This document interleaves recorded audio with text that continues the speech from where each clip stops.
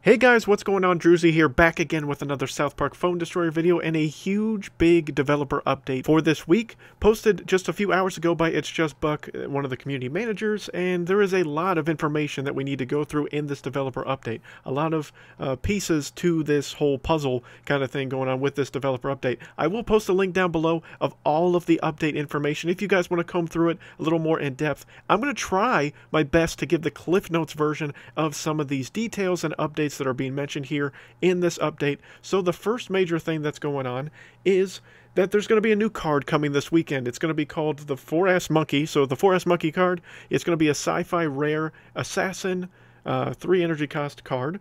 And let's see, it says the 4S Monkey is a 3-cost rare assassin in the sci-fi theme. It will have a Death Wish ability that will send its asses flying to hit up 4 random enemies. Finish this weekend's event to earn some copies for yourself. So there is a image of the 4S Monkey. Remember, this was a data mined image that I have, I think, shown in previous data mined stuff that I've posted. So here he is coming to fruition, the 4S Monkey. He's going to be coming to the game very quickly. This weekend will be a token collection event, which means you'll need 925 solo tokens and 500, I'm sorry, for the team to get all that stuff. Update and bug fixes. So card use events.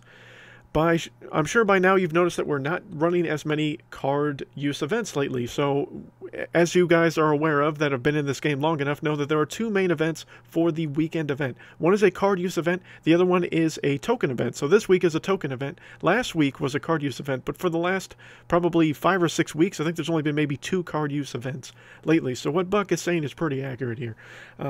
Simply put, we weren't super happy with how they function, and we wanted to improve the player experience during those events. So this is going to be the update that's going to those card use events in the future. When the update goes out, event cards will now be boosted up to the level, including upgrades, of the highest level card in the same rarity and theme in your deck. So this means, so that bold line there is the important key. So your highest ranked card in that rarity, in that theme, which it will go in more detail here in a second, will be the highest, will be the cards for the event cards only. So only the event cards get that buff to that same rarity or to that same level. So what does this mean? Let's say you have a level 5 Sheriff Cartman who is a rare card in the adventure theme. For the next event, Medicine Woman Sharon is listed as an event card, but you only have her to level 2. Since she is also a rare card in the adventure theme, she would be boosted up to the same level as Sheriff Cartman. So it matters the rarity and it matters the level. So those are the 2 things.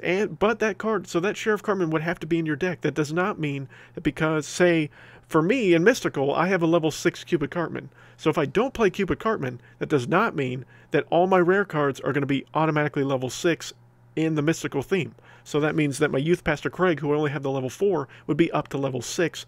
Only if I had Cupid Cartman in the deck. If I didn't have Cupid Cartman in the deck, then Youth Pastor Craig would still only be level 4. So that's essentially what that is saying for that. And it only works for the duration of the event. It's not a permanent buff.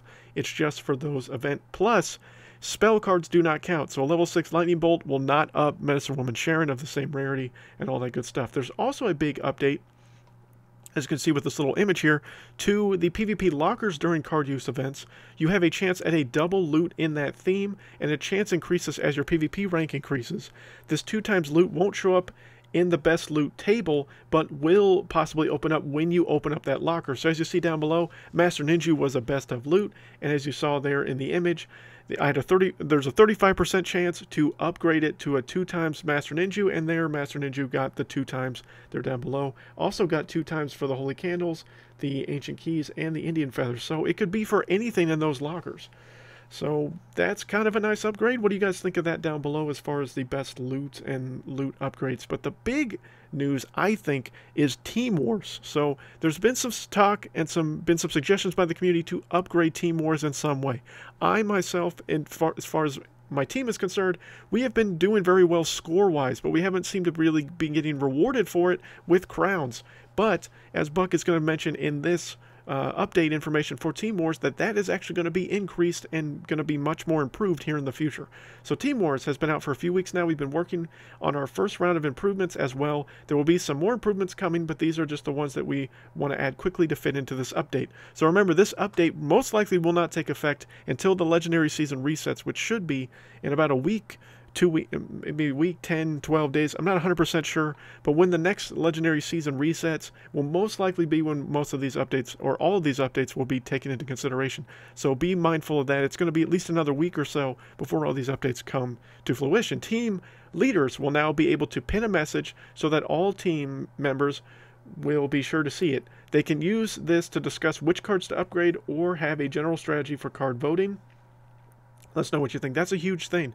A lot of people think that team leaders for their teams don't really get any kind of extra benefit other than just being the team leader and their ability to kick people. Other leaders have the same power also, like elders and co-leaders, things like that. But this is giving it a little extra incentive to being the team leader.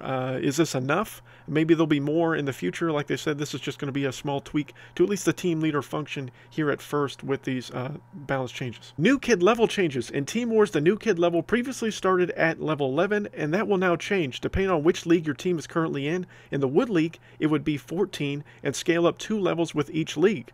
So Silver would get to 16. That would, Bronze would get to 16, Silver would get to 18, and Gold would be level 20.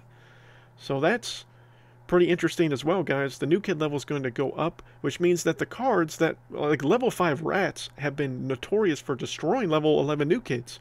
Now that will not be the case. If you saw one of my videos in one of my battles a couple weeks ago, I actually stole almost a full bar with just level 5 rats and a level 11 new kid, but at level 14, that's not going to happen anymore. This is a nice change. I do like the upgrade to the new kid levels.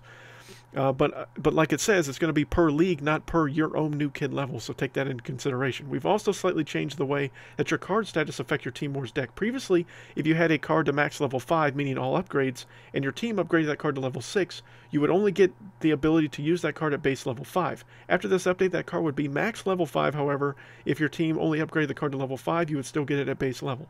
So that's a nice upgrade as well. I like that change too, to increase the card level based on what you have it maxed out of, as long as the card level is higher than what your max is. I do like that change as well. We've also made small adjustments to matchmaking to improve matchmaking times during battle days. Teams will also be earning extra crowns after Team Wars. For every 100 points your team earns, your team will earn 1 additional crown. So if your team earns a score of 3,000, your team would then earn 30 extra crowns on top of whatever you win for that week. Keep in mind that once teams move up to the next leagues, you can start to lose crowns depending on where your team finishes in the bracket. We'll be rewarding these extra crowns retroactively for all previous wars on Monday, February 25th. So this coming Monday, we will get the extra bonus crowns for our scores defaultly given to us, and then they will continue to adjust going forward. That's an impressive change. So far I like the updates to Team Wars most out of all this stuff. I mean, the 4S Monkey probably won't be much of anything in all reality, but the Team Wars update I'm satisfied with for right now. Obviously, there are still some additional things that I would suggest to be done. I may discuss that at a later time, maybe in a stream or maybe in another video. I don't really want to go into full detail on that right now, but I do like these changes. Do you guys agree? Do you guys like these changes to Team Wars? I think it's a positive step in the right direction for sure for Team Wars. Bug fixes, a ton of bug fixes, guys. I don't know if I'm going to go through all these. This is a ton of stuff. But again, I'm going to post a link in the description of this video if you guys want to see these bug fixes here. One of the big ones that I did notice when I read through this earlier was the big change to the Imp Tweak teleport. When the frozen unit will keep them frozen forever. That's been fixed. That was a big no-no that a lot of people were very upset with. Especially when I was using Imp Tweak, I was noticing that would happen. That doesn't seem to happen anymore. And the other big one that I noticed was the Outlaw Tweak glitch, essentially, where you could throw Outlaw Tweak's ability, and essentially the Warcry damage would do damage to the new kid to the same level that it would to a unit near the new kid. That is also listed in here, right here. Fix an issue when Outlaw Tweak's Warcry was dealing incorrect damage to the new kid. That has been fixed, allegedly, or will be fixed when these bug fixes go live. So that's a lot of stuff. But again, I'm not going to go into full detail there. If you guys want to read that, go ahead and do that. The last big thing is balance changes. As all you know, we've been a bit less than 2 weeks left in the Legendary season. As usual, we'll be making some balance changes starting when that new Legendary season kicks off.